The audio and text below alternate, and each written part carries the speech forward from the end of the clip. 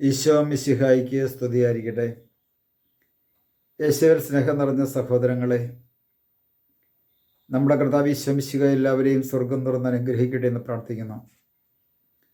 പ്രിയ സഹോദരങ്ങളെ, ദൈവത്തിൻ്റെ പരിശുദ്ധാത്മാവ് നമുക്ക് നൽകുന്ന വിശ്വസ്തതയെക്കുറിച്ച് നമുക്ക് ധ്യാനിക്കാം. സംഖ്യയുടെ പുസ്തകം 12-ാം അധ്യായത്തിൻ്റെ 7-ാമത്തെ തിരുവചനം വായിക്കുമ്പോൾ നമുക്ക് കാണുവാൻ സാധിക്കും, ദൈവത്തെ അനുഭവിച്ചറിഞ്ഞ മോശ വിശ്വസ്തതയുള്ളവനായി ദൈവത്തിരുമുമ്പിൽ മാറ്റപ്പെടുന്നത് ദൈവവചനം വായിക്കുമ്പോൾ നമുക്ക് കാണുവാൻ സാധിക്കും. മോശ ദൈവത്തിരുമുമ്പിൽ വിശ്വസ്തനായി മാറി. ഒരുപക്ഷെ പുതിയ നിയമ കാലഘട്ടത്തിൽ ദൈവത്തിൻ്റെ പരിശുദ്ധാത്മാവിനെ കുദാശകളിലൂടെയെല്ലാം നമ്മളുടെ ജീവിതത്തിലേക്ക് ഒഴുകി തന്നതുപോലെ പഴയ നിയമ കാലഘട്ടത്തിൽ അങ്ങനെ കുദാശകളിലൂടെ കൊടുക്കണമെന്ന് യാതൊരു നിർബന്ധവുമില്ല. എന്നാൽ തിരഞ്ഞെടുക്കപ്പെട്ട മോശയെ സംബന്ധിച്ചിടത്തോളം ആ മോശയുടെ ജീവിതത്തിലേക്ക് ദൈവത്തിൻ്റെ ആത്മാവ് കൊടുത്ത വലിയൊരു ഫലമായിരുന്നു ഇസ്രായേൽ ജനത്തെ നയിക്കുവാൻ തിരഞ്ഞെടുത്ത മോശയെക്കുറിച്ച് വിശുദ്ധ ഗ്രന്ഥം പറയുന്നു, ദൈവത്തെ അനുഭവിച്ചറിഞ്ഞ മോശ വിശ്വസ്ത ഉള്ളവനായി മാറിയെന്ന് വചനം പഠിപ്പിക്കുന്നു. ദാവീദ് രാജാവിനെ സംബന്ധിച്ചിടത്തോളം ആത്മാവ് നിറഞ്ഞവനായിരുന്നു. അതിനാൽ വിശ്വസ്തത എന്ന ഗുണം അദ്ദേഹത്തിൽ ഉണ്ടായിരുന്നു. ദാവീദ് രാജാവിനെ സംബന്ധിച്ചിടത്തോളം തിന്മ ചെയ്ത് ദൈവത്തിൽ നിന്നകന്നു, അതൊരു ഭാഗത്തുണ്ട്. എന്നാൽ ദാവീദ് രാജാവ് അനുതപിച്ച് ദൈവത്തെങ്കിലേക്ക് മടങ്ങി വരുന്നു.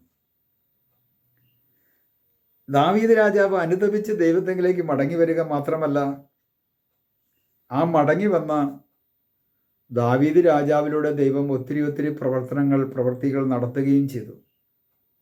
കാരണം ദൈവത്തോടുള്ള വിശ്വസ്തത, പാപം ചെയ്ത് ദൈവത്തിൽ നിന്ന് അകന്നുവെങ്കിലും തിരികെ വന്ന് ആ ദൈവത്തോടുള്ള വിശ്വസ്തത നിലനിർത്തിക്കൊണ്ടു പോകുവാൻ നമ്മുടെ ദാവീദ് രാജാവിന് സാധിച്ചു എന്ന് സാമുവേലിൻ്റെ പുസ്തകമൊക്കെ വായിക്കുമ്പോൾ നമുക്ക് 1 സാമുവേൽ 16:13 വായിക്കുമ്പോൾ നമുക്ക് അവിടെ കാണുവാൻ സാധിക്കും. 22-ാം അധ്യായത്തിലും 14-ാമത്തെ തിരുവചനത്തിലൊക്കെ സാമുവേലിൻ്റെ പുസ്തകത്തിൽ നമുക്ക് കാണാൻ സാധിക്കും. അതുപോലെ തന്നെ ദാനിയേലിൻ്റെ പുസ്തകം 6-ാം അധ്യായത്തിൻ്റെ 3-4 തിരുവചനങ്ങളൊക്കെ വായിക്കുമ്പോൾ നമുക്ക് ദാനിയേൽ പരിശുദ്ധാത്മാവിനാൽ നയിക്കപ്പെടുന്നു. അതുപോലെ തന്നെ ദാനിയേൽ ദൈവത്തിനു മുമ്പിൽ വിശ്വസ്തനുള്ളവനായി ജീവിക്കുന്നു. ദാനിയേൽ ദൈവത്തിനു മുമ്പിൽ വിശ്വസ്തനായി ജീവിക്കുന്നു, പരിശുദ്ധാത്മാവിൽ നിറയുന്നു. ആ പരിശുദ്ധാത്മാവിൻ്റെ ഫലമാകുന്ന വിശ്വസ്തത കൊണ്ട് ദാനിയേൽ ജീവിക്കുന്നതായിട്ട് നമുക്ക് വിശുദ്ധ ഗ്രന്ഥത്തിൽ കാണുവാൻ സാധിക്കും. പ്രിയ സഹോദരങ്ങളെ, മോശയുടെ കാലഘട്ടമല്ല ഈ കാലഘട്ടം.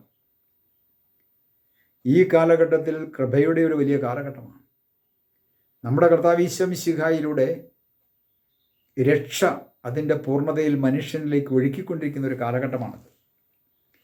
അപ്പോൾ ദൈവത്തോട് ചേർന്ന് നിൽക്കുന്ന ഒരു വ്യക്തിയെ സംബന്ധിച്ചിടത്തോളം ഒരു വിശ്വസ്തത ജീവിതം നയിക്കേണ്ടിയിരിക്കുന്നു. ആരാണ് വിശ്വസ്തൻ? ദൈവം പറയുന്ന കാര്യങ്ങൾ അത് ഫലമാക്കി മാറ്റുന്നവനാണ് യഥാർത്ഥത്തിൽ വിശ്വസ്തൻ.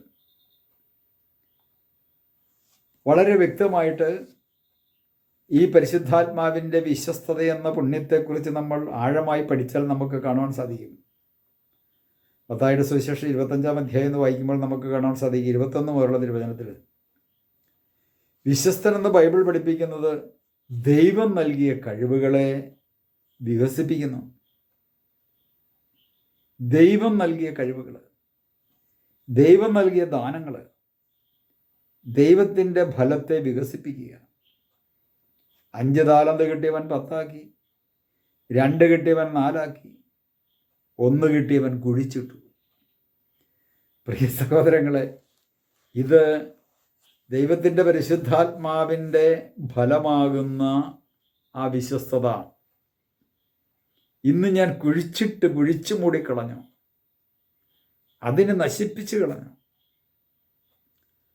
ആ വിശ്വസ്തതയിൽ ഞാൻ അടിയുറച്ചുകൊണ്ട് മറ്റുള്ളവരെ ഈ വിശ്വസ്ത ജീവിതത്തിലേക്ക് നയിക്കുവാൻ എനിക്ക് സാധിക്കുന്നുണ്ടോ? തമ്പുരാൻ്റെ മുമ്പിൽ നിന്ന് ആത്മപരിശോധന ചെയ്യുന്നത് എപ്പോഴും നല്ലതാണ്.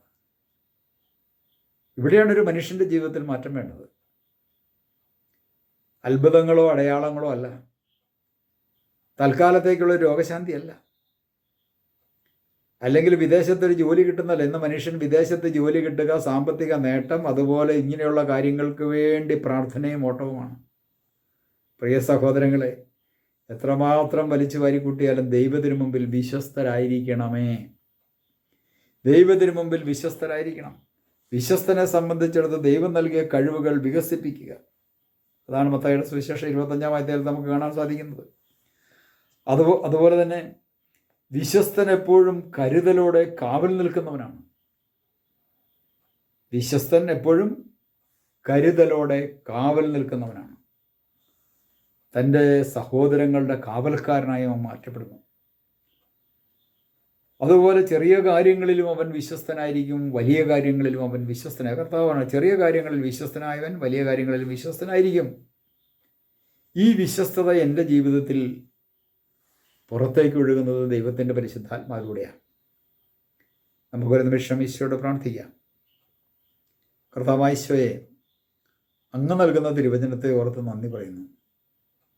കർത്താവായ ദൈവമേ, മോശയും ദാവീദുമെല്ലാം അങ്ങയുടെ തിരുമുമ്പാകെ വിശ്വസ്തനായി നിന്നതുപോലെ അങ്ങ് നൽകിയ താലന്തുകളെ, ദാനങ്ങളെ, കഴിവുകളെ മറ്റുള്ളവർ വികസിപ്പിച്ചതുപോലെ ഞങ്ങൾക്ക് നൽകിയിരിക്കുന്ന അങ്ങയുടെ ദാനങ്ങളെ ഒന്ന് വളർത്തുവാൻ, ഒന്ന് വികസിപ്പിക്കുവാൻ അങ്ങയുടെ ആത്മാവിനെ ഞങ്ങളിലേക്ക് അയച്ച് അഭിഷേകം ചെയ്യണമേ.